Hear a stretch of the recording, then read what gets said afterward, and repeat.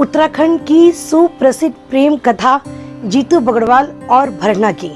और माना यह भी जाता है कि जीतू बगड़वाल को अछारी परियां उठा के ले गई थी। ये उत्तराखंड की पृष्ठभूमि की एक सुप्रसिद्ध प्रेम कहानी है जीतू बगड़वाल और भरना की। जीतू बगड़वाल एक गांव का एक सजीला नौजवान जिसका प्रेम था अपनी ही बहन की ननंद के साथ। उस समय पर क्या हुआ करता था, जब गांव में बुवाई का समय आता था तो बहन को या घर की बेटी को लिवाने उसकी ससुराल जाते थे और वहां से बहन आती थी और खेत की सिंचाई बुवाई करके पूजा करती थी और तभी गांव में धान और अन्य अनाज उगाए जाते थे। तो जब ये वक्त आया तो जीतू बगड़वाल की माँ ने भी जीतू से कहा कि जीतू बेटा जाकर अपनी बहन को लिवा लाओ। अब जीतू को क्या चाहिए था, जीतू को तो बस एक मौका चाहिए था अपनी बहन शोभना के घर जाने का, ताकि वो भरना से मिल सके। और जीतू बगड़वाल था भी एकदम सजीला बाका नौजवान, उसे बांसुरी बजाने का भी बहुत शौक था। तो जब जीतू बगड़वाल तैयार हुआ और उसने अपनी बांसुरी ली, तब उसकी माँ ने मना करा कि बेटा बांसुरी मत लेके जा, बीच में जंगल पड़ता है और जंगल में कहा जाता है अछारी परियां रहती हैं और तेरा कोई भरोसा नहीं है, तो मंत्र मुग्ध होके कहीं भी बैठ जाएगा। एक काम करती हूँ, तेरी जगह में छोटे भाई को भेज देती हूँ।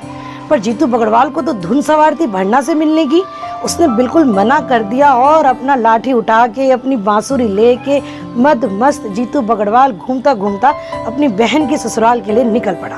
तो बगड़वाल घूमता घूमता अपनी बहन की ससुराल के लिए निकल पड़ा। अब रास्ते में वो थक गया तो वो बैठा एक पेड़ के नीचे।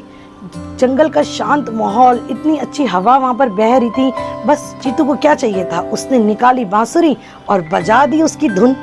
अब जीतू बगड़वाल अपनी धुन में मस्त अपना बांसुरी बजा रहा है। जीतू बगड़वाल की बांसुरी की मधुर धुन सुन के जंगल का समय जैसे रुक गया हो। सारे जीव जंतु बिल्कुल मंत्रमुग्ध होकर उसकी ध्वनि सुनने लगे।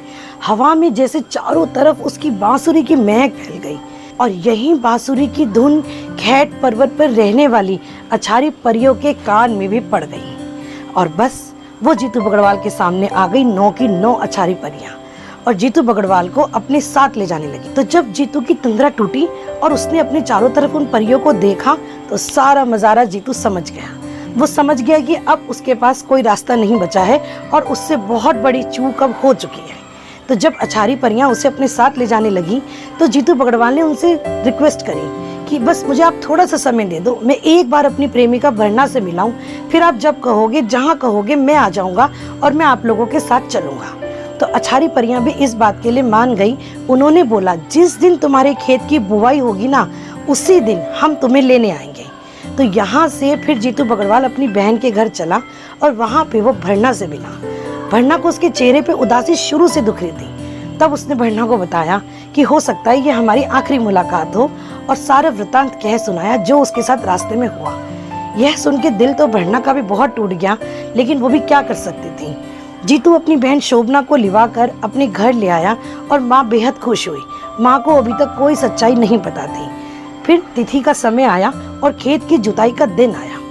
उस दिन बहन शोभना ने खेत की सिंचाई करी, उसकी पूजा करी और बुवाई करी। और उसके बाद जीतू बगड़वाल अपनी दोनों बैलों को लेकर पूरे खेत की जुताई करने लग गया। और दोपहरी का वो समय हो रहा था जब वो जुताई कर रहा था और अचानक ही अदृश्य रूप में वो अछारी परियां वहां पर आ गई। जीतू का इसका आभास पहले से ही था, तो उसने अपना समर्पण परियों के सामने कर दिया।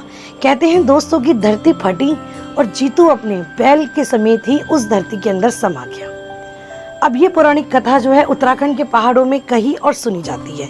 इसकी सच्चाई का प्रमाण मैं नहीं करती हूँ, ये केवल एक लोक कथा है जिसके बारे में मैंने आपको बताया।